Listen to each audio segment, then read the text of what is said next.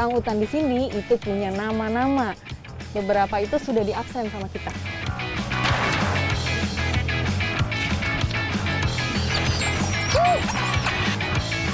Wah! Sekali ngangkat jaring langsung dapat.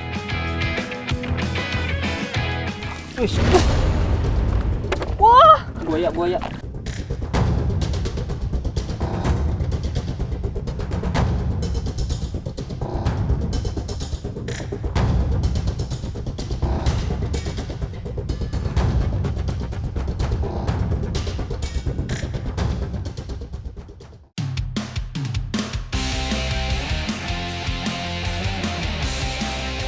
Petualangan saya kali ini berada di Desa Tangkiling, Kecamatan Bukit Batu.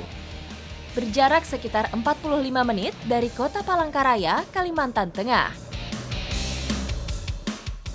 Dari Sungai Rungan, saya akan menuju Danau Seha. Di sana akan mencari ikan bersama Abang Katika. Ikuti jejak saya, jejak petualang.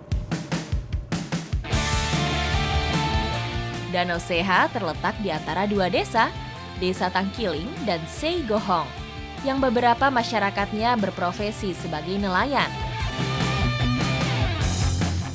Ini sekarang kita sudah sampai di lokasi mencari ikan.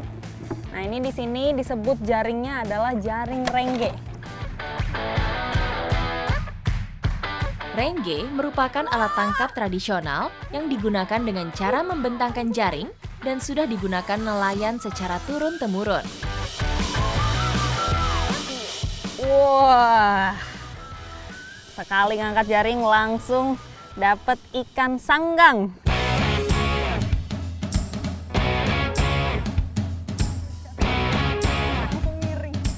Oh iya, ada lagi. Sangga lagi ya? Sanggang. Panjang rengge sekitar 50 meter dan dengan kedalaman 4 meter. Jadi jaring rengge ini sistemnya ketika ikan habis diambil, diturunin lagi. Alat tangkap ini biasanya didiamkan selama semalam dan akan diambil hasilnya 2 kali sehari, pagi dan sore hari. Wah, gede banget ikannya. Ini ikan baung nih. Ikan baung ya? Iya. Jadi di sini namanya ikan baung. Ikan asli yang mendiami perairan Indonesia ini hidup di perairan yang tenang. Banyak ditemukan di rawa-rawa, waduk, danau, atau perairan tenang lainnya. Aduh. Gede banget ini. Ini kali ini dapat ikan baungnya warna kuningnya sedikit di sini. Ini emang Kalau di sungai ini, Sungai Rungan, dia memang ada corak kuning dan putih seperti ini. Oh, Tapi gitu. kalau dia di air yang merah, Hah? dia beda. Dia warnanya hitam. Oh, ada Ada. Apa itu, Bang? ikan biawan ini. Waduh, biawan. Beda lagi. Wih.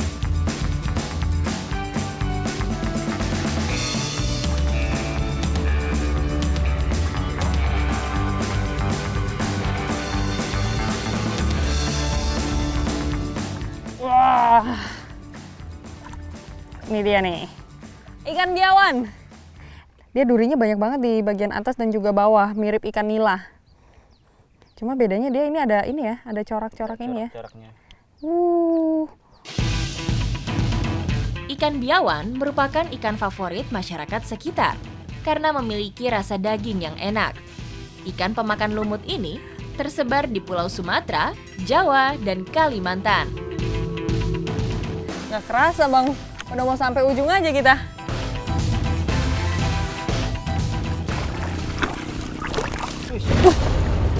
Apa tuh, Bang? Wah, Buaya. serius, Bang? Hah? Mana? Ih, tiba-tiba ada buaya nyangkut. Emang banyak buaya di sini, Bang? Ini tempatnya buaya nih. Wah, bahaya juga. Ih, takut, Bang. Sudah mati nih, tenggelam. Hah, beneran? Iya. Nyangkut kan. Waduh.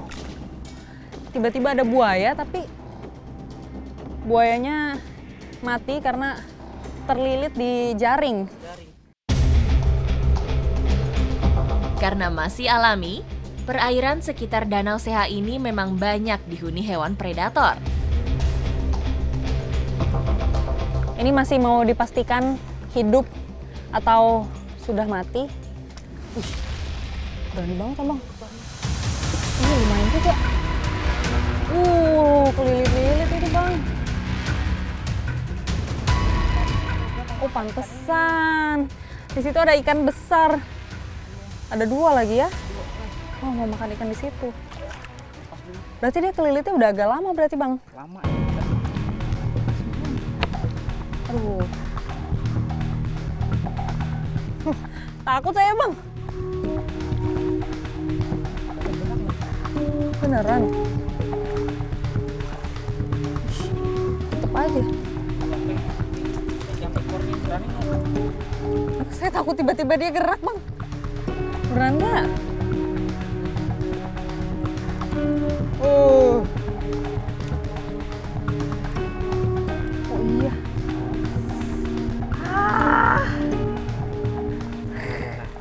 Megang buaya. Lepas dulu kan. Sekali lagi. Dia ngelilit, mutar Oh dia. iya dia mutar.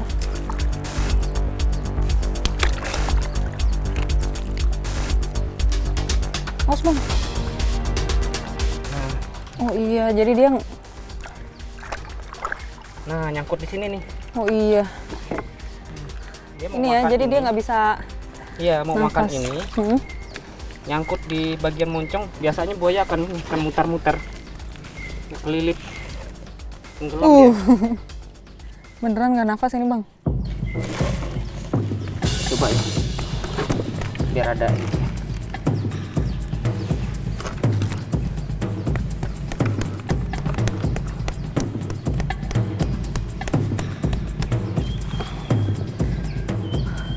Nggak ada.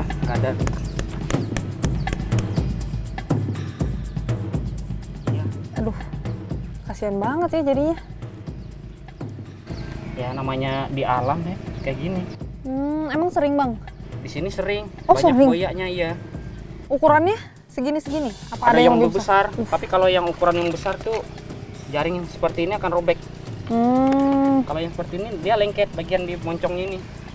Biasanya buaya ini kalau dulu, Bang. sudah kena jaring, itu buaya yang lain akan datang. Karena merasa ini kan kehilangan juga, dan biasanya kita akan menguburkan buaya yang seperti ini. Supaya tidak mengundang buaya yang Buaya lain. Karena kalau langsung dibuang gitu aja, malah buaya yang lain itu akan marah nanti, marah dan bisa menyerang warga bisa lagi. menyerang. Oke, kita amatin dulu.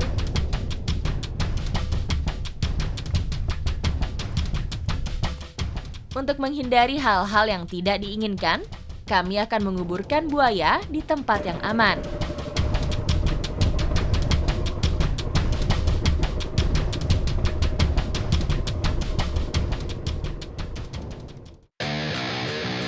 Setelah berkeliling, akhirnya kami sampai ke tempat yang cocok untuk mengubur buaya.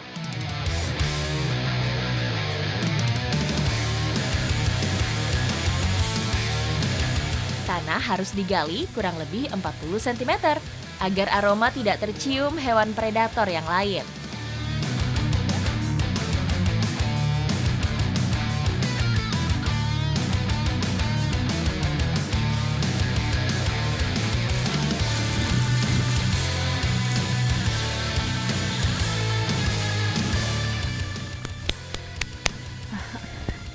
Emang di sini beneran banyak buaya? Oh, banyak banget. Jadi danau ini terkenal sekali, banyak sekali buayanya. Kita keliling danau untuk melihatnya. Aman tapi Ya, aman sih, selama kita tidak nggak ganggu ya? ganggu. Oke.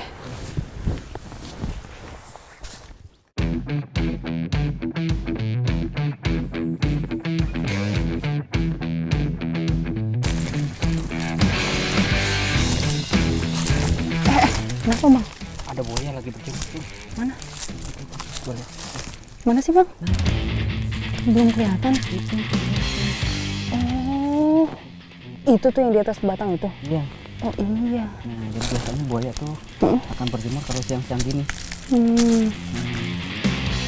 Mulutnya kebuka gitu bang. Memang untuk ini apa namanya, biar menetralisir suhu tubuhnya. Makanya mulutnya pasti terbuka. Itu tiba-tiba abang tadi ngelihat di sana ada buaya lagi berjemur. Tadinya saya nggak kelihatan karena dia warnanya itu menyerupai batang pohon. Itu dia persis ada di atas batang pohon. Buaya harus berjemur untuk mempertahankan suhu tubuhnya sekitar 30 sampai 33 derajat Celcius. Dan ketika suhu tubuhnya telah melewati batas, buaya akan membuka mulutnya untuk mengurangi suhu tubuhnya.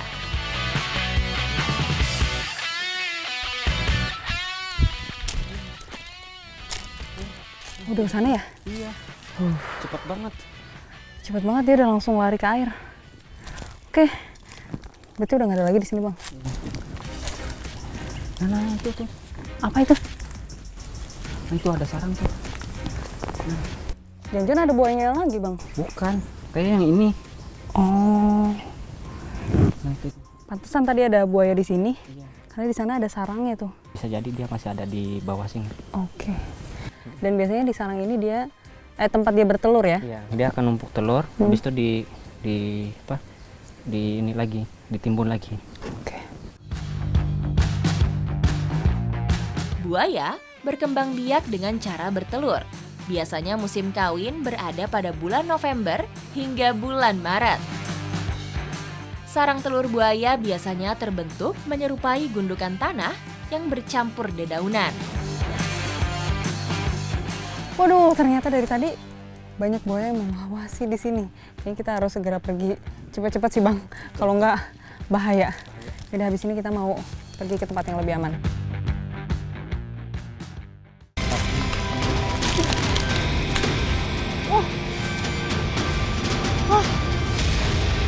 Cepet banget lari.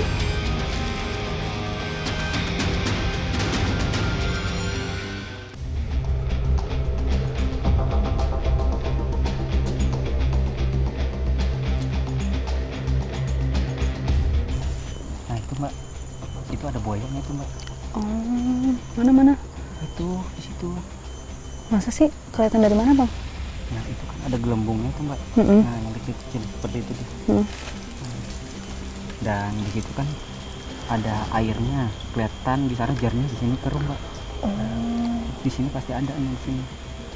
Dan kalau ini Mbak, orang yang tahu itu baunya itu buaya itu sedikit menyengat Mbak. Serius? Berarti ini abang udah mulai. Iya, Hmm. sudah ini. Jadi harus hati-hati yang seperti ini. Nah, coba kita lempar ya untuk mematikan. Serius bang? Ini kalau lari ke sini gimana? Enggak. Soalnya dia akan kabur. 1, 2. Wah, cepet banget lari. Bahkan di perairan yang terlihat tenang pun, kita harus berhati-hati dengan memperhatikan ciri-ciri keberadaan buaya tersebut. Oke deh, kalau gitu abis ini kita mendingan masak aja ya bang. Iya. Ikan hasil tangkapan kita tadi belum Betul. diapa-apain.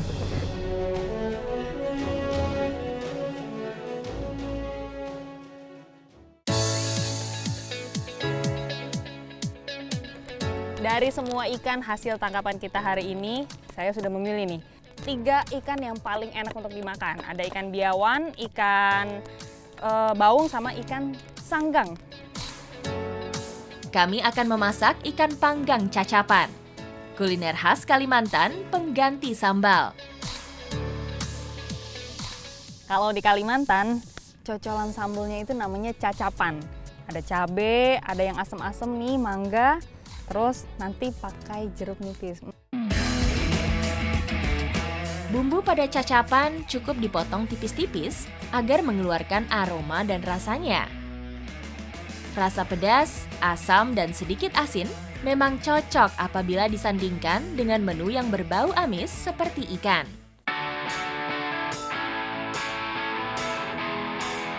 Proses memanggang ikannya juga tidak memerlukan waktu yang lama. Cukup sampai berubah warna dan ikan tidak perlu diberi bumbu. Enak banget lagi cacapannya.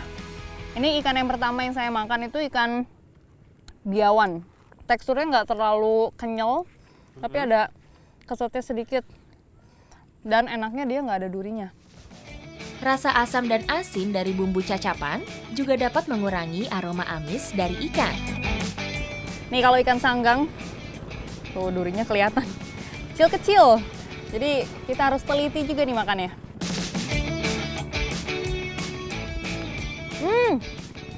Gimana Bener bang. teksturnya? Kalau ini teksturnya lebih lembut. Walaupun memang sama-sama ikan air tawar, tapi mereka punya tekstur yang berbeda-beda. Rasa asam dan asin dari bumbu cacapan juga dapat mengurangi aroma amis dari ikan.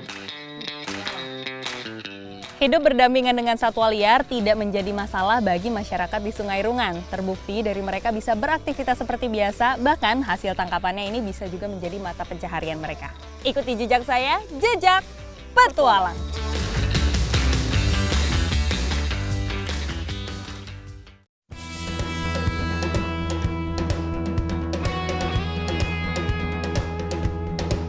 Kali ini saya berkesempatan untuk berkunjung ke Pulau Kaja, tempat singgah sementara orang utan sebelum dilepas liarkan. Semua makanan ini berfungsi untuk makanan tambahan selain dari alam. Ini total makanan yang diperlukan oleh orang utan dalam satu hari sekitar 325 kilo. Banyak banget. Bahkan ada juga nih penambah nutrisi, ada tempe. Jenis makanannya juga bervariasi, mulai protein dari kacang-kacangan, sayuran, buah-buahan, dan karbohidrat dari umbi-umbian. Ini makanan yang diberikan juga sangat diperhatikan kebersihannya. Jadi buah-buahan sudah dicuci, terus sudah didisinfektan juga. Karena orangutan itu bisa memiliki penyakit yang hampir sama dengan manusia. Jadi bisa sama-sama saling menularkan ya Pak. Zoonosis atau penularan penyakit dari manusia ke hewan atau sebaliknya sangat dihindari. Semua tim yang bertugas memberi makanan juga rutin diperiksa kondisi kesehatannya. Oke, ini persiapannya sudah selesai. Sekarang saya mau pindah dulu ke perahu yang ada di sebelah saya untuk menjaga keamanan nanti selama feeding. Karena di sana orang utannya itu udah semi wild.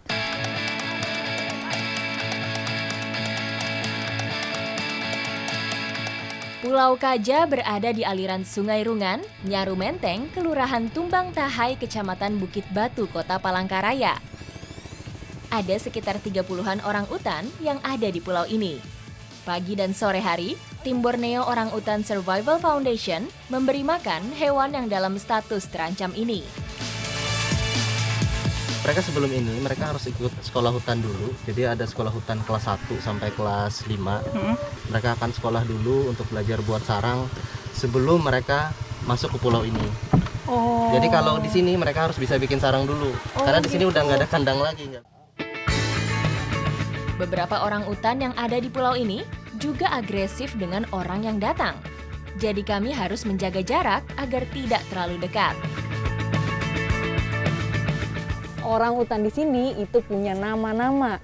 Jadi mereka yang ada di sini nih, beberapa itu sudah diabsen sama kita.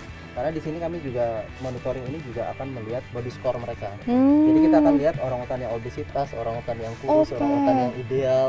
Dari jarak jauh tuh bisa ya? Ya, jadi ada penilaian khusus kayak gitu. Jadi nanti dari body score-nya mereka ini kita bisa melihat apakah mereka harus ada perlakuan khusus atau tidak.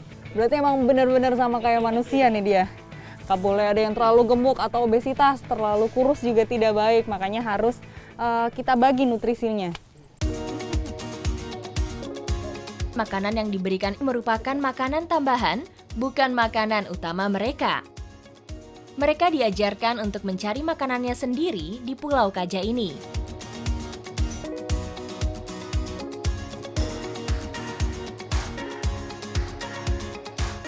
Karena masih disediakan makanan, jadi mereka bisa hidup bergerombol. Beda lagi kalau tidak ada makanan, mereka bisa hidup berkompetisi di hutan untuk mendapatkan makanan.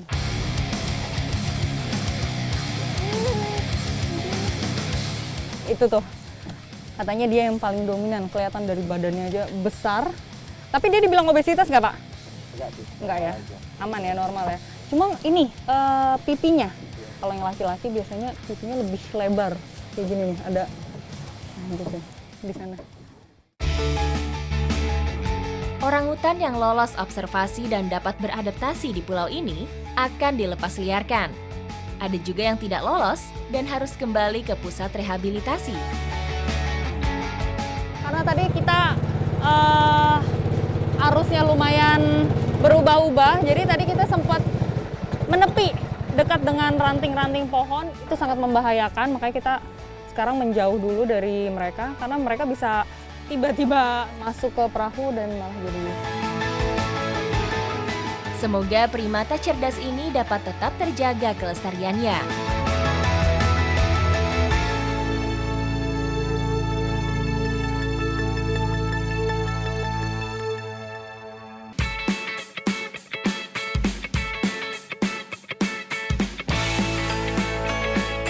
Sebelum mengikuti pelepas liaran oleh Balai Konservasi Sumber Daya Alam Kalimantan Tengah, saya berkesempatan mengunjungi beberapa satwa yang dalam proses rehabilitasi sebelum siap dan layak dilepaskan ke alam.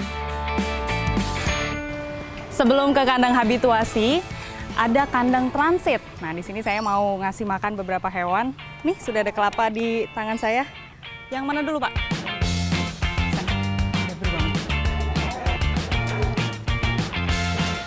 Populasi beruang madu yang menurun diakibatkan oleh hilangnya habitat alami.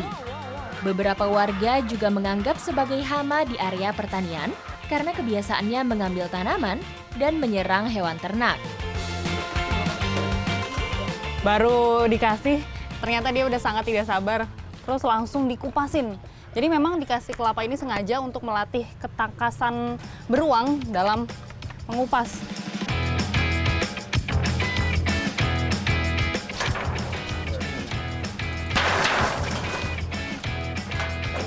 Beruang madu adalah binatang omnivora yang memakan apa saja di hutan. Mereka memakan aneka buah-buahan, serangga, madu burung, dan binatang kecil lainnya. Namanya juga beruang madu, jadi mereka itu suka makanan yang manis-manis. Nah, ini kelapa menjadi salah satu makanan tambahan selain madu.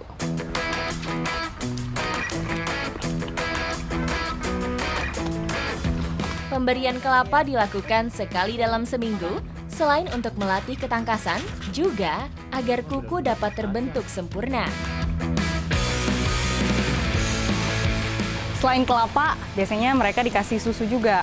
Itu susunya kita racik sendiri? Iya, racik sendiri. Oke, kalau gitu kita bikin dulu ya.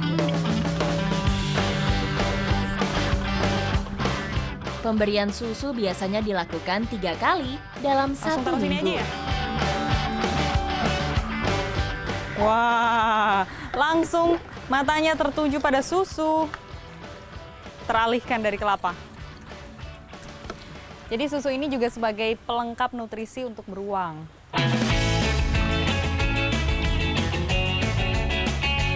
Hewan yang menjadi ikon kota Balikpapan ini tergolong dalam hewan nokturnal atau beraktivitas di malam hari.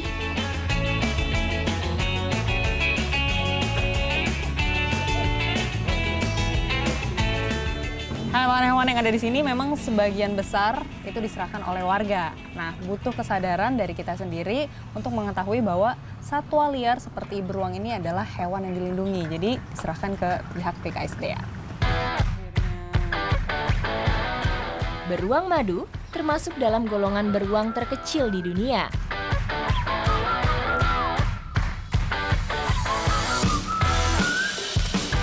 Sekarang saya mau kasih makan elang. Ini caranya digoyang-goyangin seperti ini biar seolah-olah ikan itu hidup.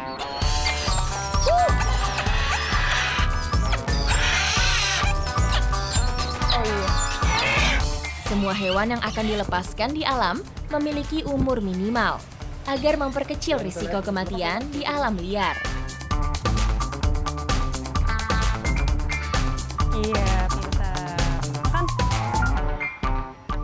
Selain buah-buahan, oa ini juga biasa makan daun-daunan, terutama di bagian pucuknya. Mungkin karena emang di pucuknya itu kan biasanya daunnya masih muda. Kayaknya dia suka.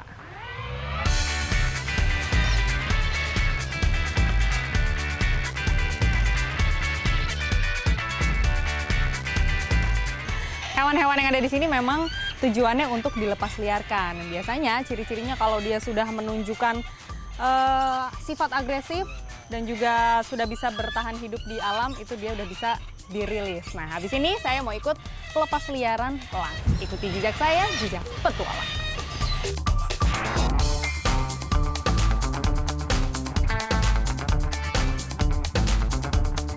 Akhirnya elangnya bisa terbang bebas.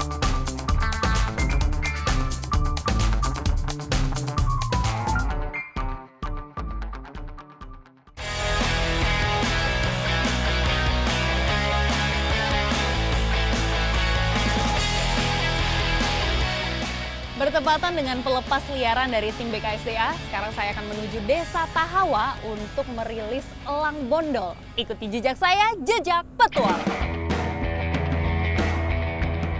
Elang yang akan kami lepaskan adalah hasil penyerahan oleh warga yang telah dipelihara dari kecil. Namun setelah melalui proses rehabilitasi yang memakan waktu yang lama, akhirnya elang ini sudah siap dan layak untuk dilepaskan ke alam. Konsepnya sangat menarik sekali. Ini desa yang mau saya kunjungi, Desa Tahawa itu menjadi satu-satunya desa ramah satwa yang ada di Kalimantan Tengah. Supaya satwa liar dan juga masyarakat itu bisa hidup berdampingan. Karena tidak melulu satwa liar itu galak ya, Pak. Sudah menjadi kegiatan rutin tim BKSDA melepas liarkan, terutama hewan langka yang dapat hidup berdampingan dengan masyarakat. Jadi perjalanan kita itu cukup jauh, sekitar 3 kilo untuk masuk ke dalam. Tapi memang nanti di sana kita tidak akan menemui banyak pemukiman, karena kita melepaskannya itu di hutan desa.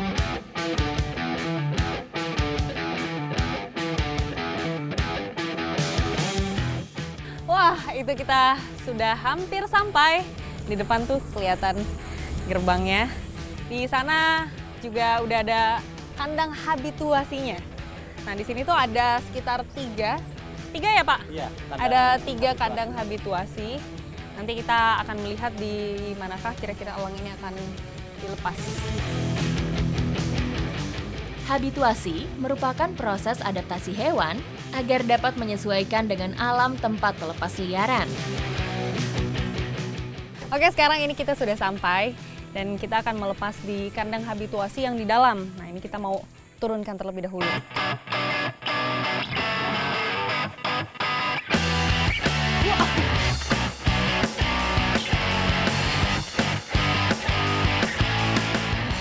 Desa Tahawa memiliki luas sekitar 900 hektar yang cocok untuk dihuni banyak satwa liar.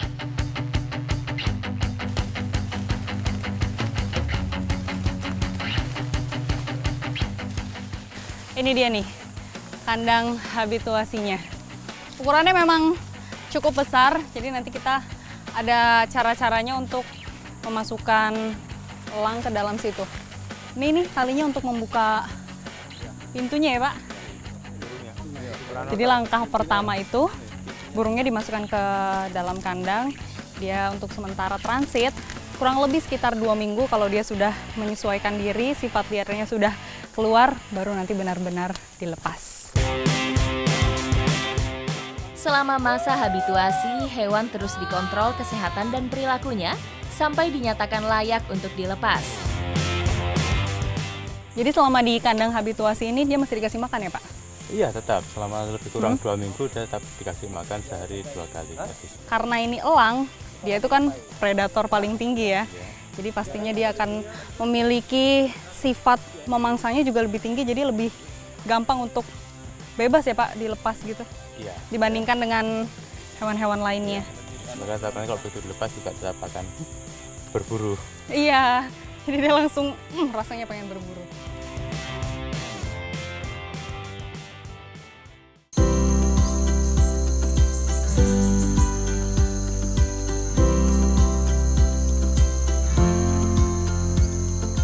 Setelah 2 minggu, burungnya sudah siap untuk kita rilis ke alam yang bebas ini. Nah, ini nanti caranya itu di bagian belakang sana nanti ada yang motong talinya. Lalu nanti ini ada pintu ya Pak, seperti pintu yang terbuka, jadi burungnya itu bisa terbang bebas.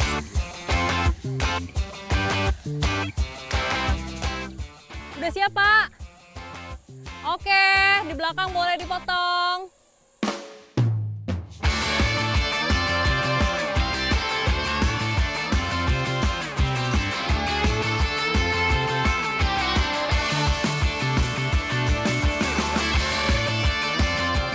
Akhirnya elangnya bisa terbang bebas setelah 2 minggu menyesuaikan diri di kandang ini. Akhirnya dia sekarang bisa terbang ke alamnya dan bisa makan apa yang dia suka tanpa kita harus kasih makan lagi. Ikuti jejak saya, Jejak Petualang.